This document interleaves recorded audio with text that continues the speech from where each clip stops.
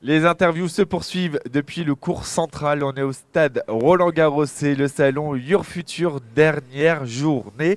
J'ai le plaisir d'être avec Frédéric Geoffroy, directeur du pôle développement et de l'apprentissage à l'ISEP. L'ISEP, c'est l'école d'ingénieurs du numérique. Tout à fait.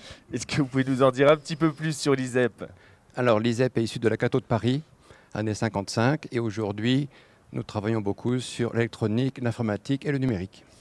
Je sais que il y a une part importante qui est accordée aux formations en bachelor. On va en parler justement. Pourquoi une grande école d'ingénieurs généralistes met l'accent sur des formations en bachelor aujourd'hui? En fait, l'étude que l'on a faite montre que nos jeunes ingénieurs qui sont formés à concevoir s'ennuient au bout de 2 ans dans l'industrie parce que leur quotidien est plutôt maintenance et pilotage. J'exagère un peu. Ceci dit, il fallait absolument trouver une population technicien pour compléter l'équipe ingénieurs, techniciens dans l'ensemble du numérique.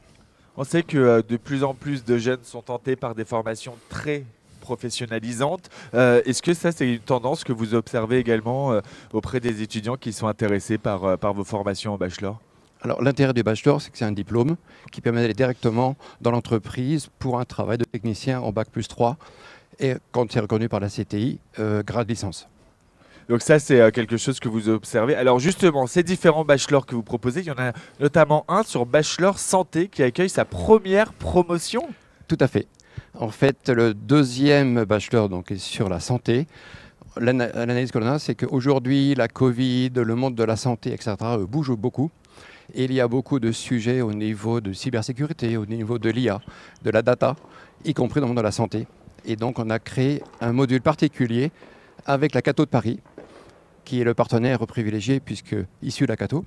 Nous travaillons beaucoup sur ce bachelor avec des experts du monde des hôpitaux, du monde des cliniques et des laboratoires. Comment se caractérise la méthode pédagogique qui est employée dans vos bachelors? J'imagine que vous adaptez vos programmes pour être le plus en adéquation avec l'innovation qui est constante en plus dans le numérique. Alors de fait, notre quotidien fait qu'on travaille avec 400 entreprises et laboratoires. On a un parcours au cycle ingénieur sur numérique et santé avec des hôpitaux de Paris. Et donc on travaille au quotidien avec les hôpitaux, laboratoires. Et à ce moment-là, la proximité avec l'entreprise fait que grâce à l'alternance, l'apprentissage, on est proche des demandes d'entreprise. Comment on fait pour intégrer vos bachelors? Est-ce que c'est également possible d'y accéder dans le cadre d'une réorientation? Alors, les deux sont possibles. C'est-à-dire, bien sûr, il y a le schéma Parcoursup classique, etc., avec puissance alpha, et puis ensuite, aller sur le stand, vous trouverez la suite pour les modalités.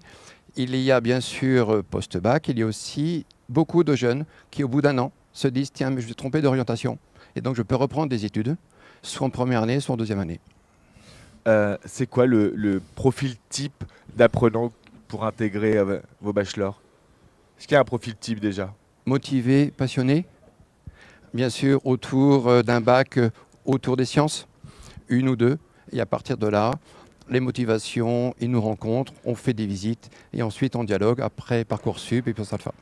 Est-ce qu'ils vont pouvoir aller étudier à l'étranger durant leur cursus? Alors tout à fait, il y a pour le bachelor, donc la première année est étudiant, et ensuite 2 années comme alternant, comme apprenti, et durant l'alternance, il y a 1 mois, en Europe et dans le monde pour des cours. Alors pourquoi dans des cours? Parce qu'à cause du numérique, on a le problème de la confidentialité et du concurrentiel. Et donc on préfère envoyer nos jeunes dans des universités pour des cours et ensuite ils reviennent pour l'entreprise. Est-ce qu'on va pouvoir également suivre les bachelors en alternance? Alors justement, la première année, comme les bacs sont particuliers maintenant, on prend une année qui permet d'unifier un petit peu la promotion et les cursus. Première année, statut étudiant, et ensuite 2 années comme apprenti. Alternance, 1 mois, 1 mois. On a mis en place l'alternance alternée. Ça veut dire que l'entreprise va un alternant en permanence, première année ou deuxième année le mois suivant. L'apprentissage en tant que tel est également présent dans votre école? Ah, tout à fait. On est passé de 150 apprentis à 450 cette année. Et il y a vraiment beaucoup de demandes au niveau des jeunes, au niveau des entreprises, laboratoires, des familles, aussi au niveau économique. Mais aussi, le jeune, la priorité, c'est le rapport au concret. L'intérêt de la tendance, c'est grâce à l'entreprise, au laboratoire ou à un hôpital pour la santé, je peux parler aussi de ce que j'ai fait en maths, physique, concrètement, je le vis dans mon quotidien. Comment ils peuvent faire celles et ceux qui nous regardent et qui ont envie de vous rejoindre à l'ISEP? Alors Comment ils déjà, peuvent rentrer en contact avec vous? mais déjà, vous nous appelez. Tout simplement. Il y a le site internet, bien sûr, isep.fr. Il y a toute une série de salons dans lesquels on est présent, les JPO, Journée des portes ouvertes, il y en a 7 ou 8 cette année. Et il y a bien sûr le stand au 2e étage et ici au 1er étage, où vous avez tous les éléments qui permettent de répondre. Merci beaucoup Frédéric Geoffroy, directeur du pôle développement et de l'apprentissage à l'ISEP. Merci d'être un partenaire également de ce salon Your Future. Merci beaucoup à vous.